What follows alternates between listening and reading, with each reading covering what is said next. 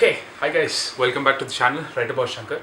So this is going to be the fifth book review which we're going to do today. The last video which I put out was basically talking about how I cannot review the books you guys have given me currently because of the quarantine period, and I prefer reading paperbacks and all of that. So today's book review is going to be about, it's a self-help book, right? I'm not a big fan of self-help book because I never thought, it never helped me. Okay, I've read a lot. It's never helped me except the author himself or herself. But the book I'm going to review today is ironically a self-help book. It's called How to Win Friends and Influence People by Dale Carnegie. It's a book Adipoli. It's a very nice book, and the reason why it's good is a bit about the author. Dale Carnegie was born the year 1880s. He was born in the 1800s. This book came out in the year 1936. And let me tell you, it is so relevant for today's workplace, for today's business scenario and all that. So why is this book important? You know, there's a saying in the book which goes that 85% of financial success is due to how you handle people, and surprisingly just 15% is due to technical knowledge. People like Satya Nadella, people like Sundar Pichai, what is common in them? The only thing common in them is they wear specs, right? Sundar Pichai graduated from Indian Institute of Technology in a metallurgy. He got a metallurgy degree, but right now he's heading one of the biggest companies, rather the biggest technology company in the world, Google. Satya Nadella, he graduated not from an IT, but he's the head of Microsoft. So if you tell me that because they were the best in technology in their time, that's why they were able to get to the top, I would say you are wrong. A lot of their work went into people skills, handling people, delegating work to people, delegating responsibility to people, getting the job done. At the end of the day, the book talks about being a manager. It's not necessary that you have to be the best in your space. For example, you have a steel factory. To be a manager of a steel factory, you don't need to be the best in the knowledge of steel. You may have workers who know the steel factory better than you, but you have to handle them and get the job done. That's what the book talks about. So with respect to the book, the writing of the book, the readability, well, you require a bit of patience to read it, right? Because the problem is it's written in really long passages. It's written in the 1930s. We are in the 2000s. The book starts off with every passage of the book starts off with a story. What did this person do? How did they handle it? Then it gives a few tips about what you should implement. For example, you want to get a work done. You go to a post office. You see the clerk, and he's very busy. He looks very annoyed. It's a very hot day. There's too much work pouring in, and you look at him and say, "Sir, please post my letter." He's like, "Why should I post it?" He's like, "Why should I post it or wait in line for 5 minutes or something?" Instead of that, what Dale Carnegie tells you is go to the guy, ask him how his day is, ask him where did you get that, where did you get your phone, or how's your family, etc., etc., etc.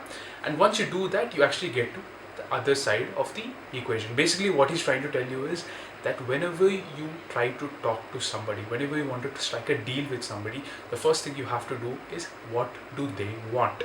Always think what do they want. When you do a project work together, when you're arguing with somebody, think about the other person's point of view, come to a conclusion and end it right there. Don't try to be the right person always. It's you lose but you still win. That's what the book is trying to say. So there are small lessons in the book which are so beautifully written. I can tell you because I'm not a big fan of self-help books, and I have to tell you I enjoyed reading the book for quite some time. And these scenarios can be used in every situation, whether you're a manager, you're a director, you're a president.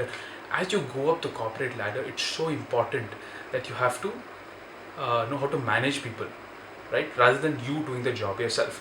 So what can I say? In terms of readability, because this is a book review, I'm not going to be marketing the book to you.